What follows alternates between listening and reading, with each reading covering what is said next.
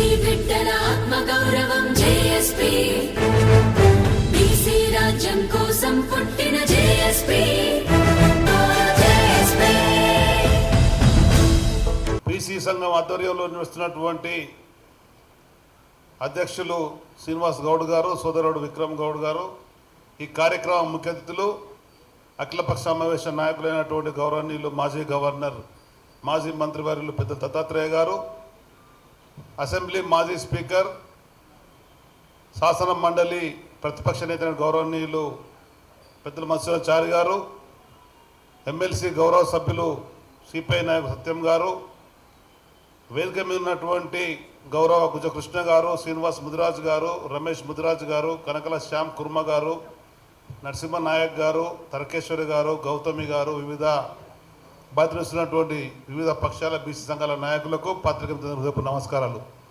ఈరోజు సోదరుడు హరీష్ రావు గారు కాళేశ్వరం సంబంధించినటువంటి బీఆర్ఎస్ పార్టీ పక్షాన ప్రజెంటేషన్ ఇస్తే ఉండమన్నందుకు అక్కడికి వెళ్ళి రాలేని సందర్భంలో ఆలస్యమైనందుకు అందరూ కూడా క్షమించాలని చెప్పని కోరుకుంటూ, లక్షలాది మంది విద్యార్థులు కాంగ్రెస్ ప్రభుత్వ ద్వంద్వ వైఖరి వల్ల ప్రతిపక్షంలో ఉన్ననాడు రాష్ట్ర విద్యార్థులకు బడ్జెట్లో 15% నిధులు కేటాయిస్తామనేటువంటి మాట ఇచ్చి అధికారంలోకి వచ్చిన తర్వాత ఈ 30 నెలల కాంగ్రెస్ పాలనలో పెట్టినటువంటి బడ్జెట్లో కేటాయించినటువంటి నిధుల మీద ఖర్చు పెట్టిన దాన్ని ప్రధానంగా ఈ వేదిక ద్వారా నేను ఈ ప్రభుత్వాన్ని డిమాండ్ చేస్తున్నా, శ్వేతపత్రం విడుదల చేయండి.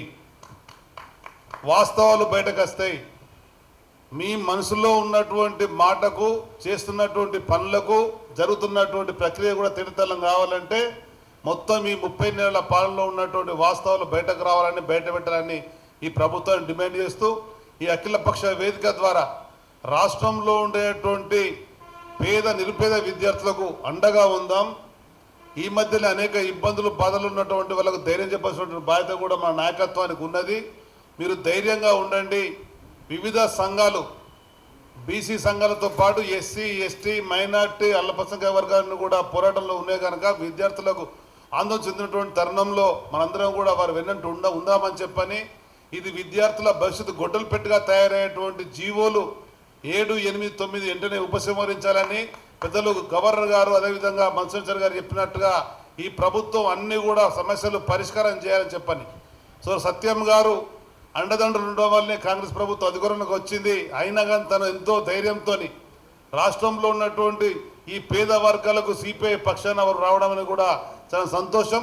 ప్రభుత్వ ఒత్తిడి తేవడంలో కూడా వారు కూడా ముందుగా సందర్భంగా ఇది మరింత బలపడుతుందని చెప్పని, ఈ బలంతో ఈ కాంగ్రెస్ ప్రభుత్వం మెడలు వంచి ఈ విద్యార్థులకు న్యాయం చేసే విధంగా మనందరం కూడా ముందుకెళ్దామని చెప్పని, ఇదే విధాన్ని కొనసాగించినట్టయితే విద్యార్థుల కోర్టులో కాంగ్రెస్ ప్రభుత్వాన్ని శిక్ష పడడం ఖాయమని చెప్పని కూడా హెచ్చరిస్తూ, వెంటనే నిధులు విడుదల చేయాలా, సమస్యలు పరిష్కారం చెప్పని కోరుతూ, మీ అందరికీ కూడా ఈ కార్యక్రమంలో మరింత ఐక్యమత్యంతో ముందుకెళ్దామని చెప్పని మనవి చేస్తూ ధన్యవాదాలు. జై హింద్, జై విద్యార్థి సంఘ నాయకులు. వచ్చి సమయం ఇచ్చిన మాజీ గవర్నర్ బండారు దత్తాత్రేయ గారికి, మధుసూదనాచారి గారికి, ఎల్రమణన్న గారికి, సత్యమన్న గారికి, అదేవిధంగా ఇక్కడికి విచ్చేసిన బీసీ విద్యార్థి యువజన మహిళా సంఘ నాయకులందరికీ ప్రతి ఒక్కరికి పేరు పేరున ధన్యవాదాలు తెలియజేస్తూ, అదేవిధంగా ఎలక్ట్రానిక్ అండ్ ప్రింట్ మిత్రులకు ప్రత్యేక, ఫోటోగ్రాఫ్ మిత్రులకు ప్రత్యేక ధన్యవాదాలు తెలియజేస్తూ ఈ సమావేశం ఇప్పటితో ముగుస్తుందని తెలియజేస్తున్నాను. ధన్యవాదాలు. జై బీసీ, జై బీసీ. విద్యార్థుల ఐక్యత, బీసీ కులాల ఐక్యత సాధిద్దాం. పెండింగ్ స్కాలర్షిప్ ఫీజు రియంబర్స్మెంట్స్ బకాయిలు ఖబర్దార్ విద్యార్థి వ్యతిరేకులారా.